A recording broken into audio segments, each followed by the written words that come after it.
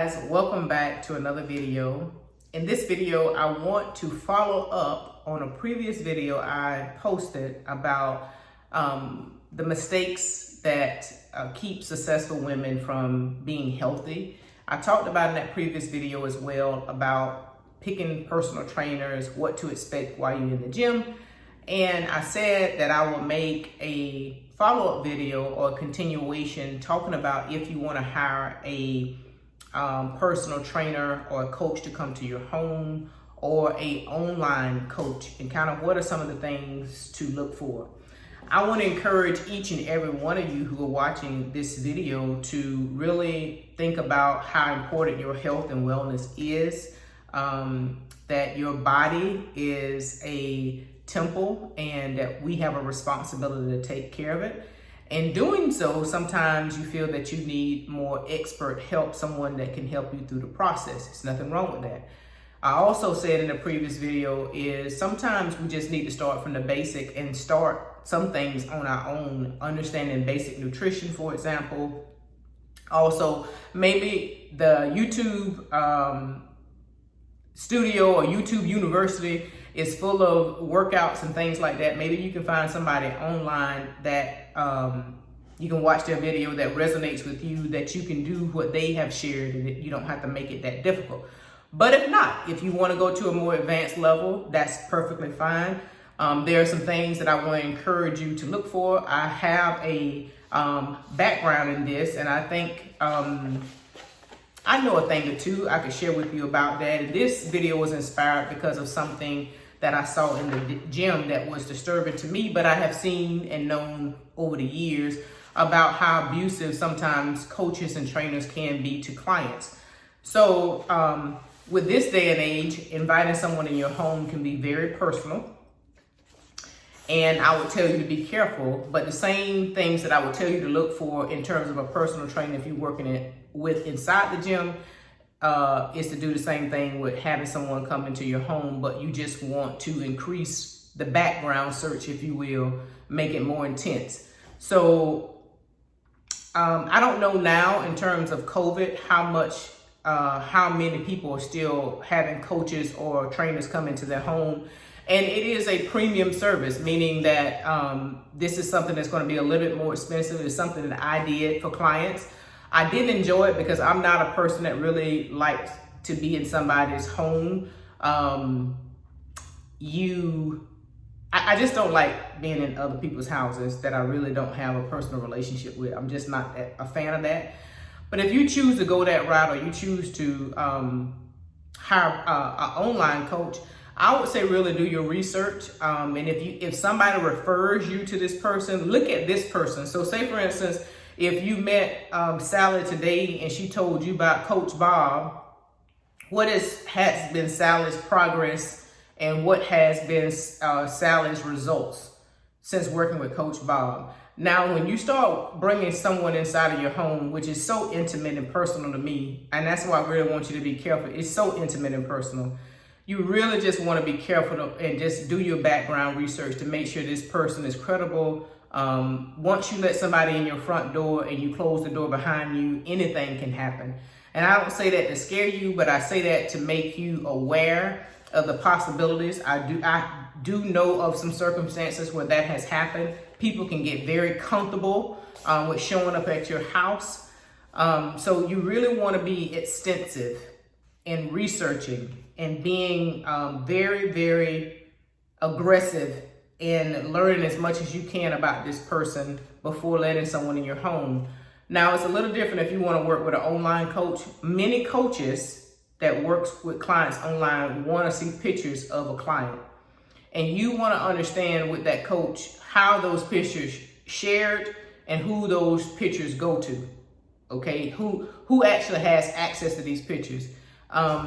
A lot of times, especially women and men, you're sending pictures of you in a bathing suit. You're turning your rear end around to the camera.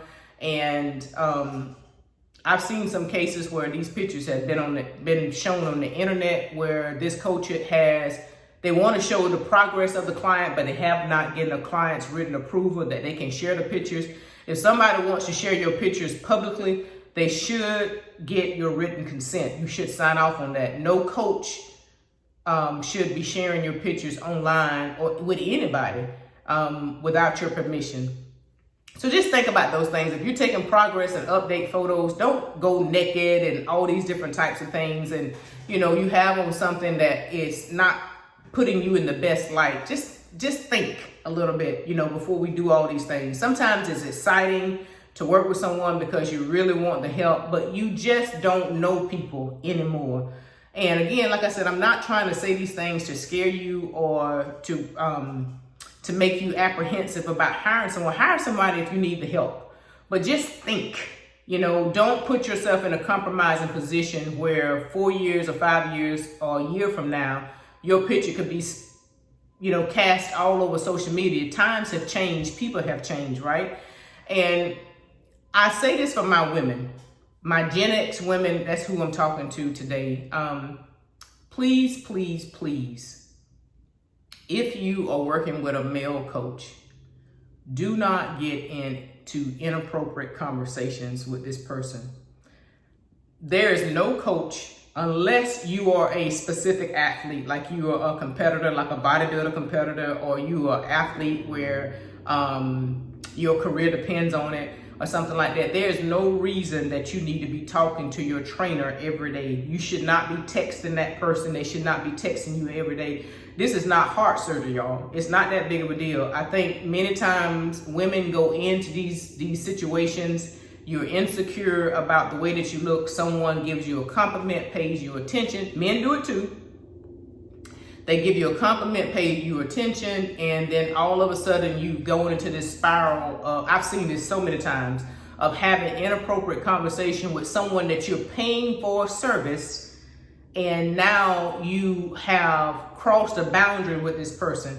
And if any coach or trainer, male or female, it can be the same sex coach or it can be someone of the opposite sex. If they're having inappropriate conversations with you, or they're contacting you all day and they're answering your calls all day, what you should eat and all this other kind of stuff like that. Y'all, this is not, like I said, it's not heart surgery. Heart surgery patients, when they go home, the doctor don't check on them every day. They don't do that. This is not like it's your BFF.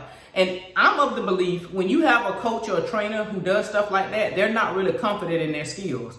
Because if I'm confident in what I can do and the results that I can bring to you, as long as you adhere to my protocol, I know I don't need to talk to you every day. You don't need to be texting me every day. It's inappropriate. I've seen so many people get caught up like this and your feelings get hurt, you embarrassed, or you got into a sexual or inappropriate relationship with this person, and then you don't get the results that you want. Soon as that person gets what they want from you, then you're left out to dry, and you don't have, and you still overweight.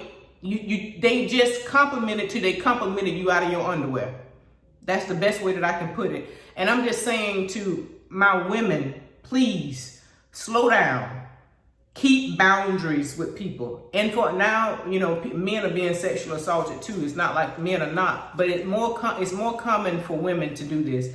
If someone that you're working with is saying things inappropriate to you, like I said, and calling you, and I think I mentioned this in the previous video, by touching you, don't get caught up in that. That's inappropriate. You should not deal with that. That's someone that's not professional. And you don't come in with your insecurities on your shoulder, and as soon as a man pays you some attention, telling you look good or you lost weight, and then all of a sudden, because you don't have a good foundation mentally and emotionally yourself, you're drawn to this person because you're desperate for attention.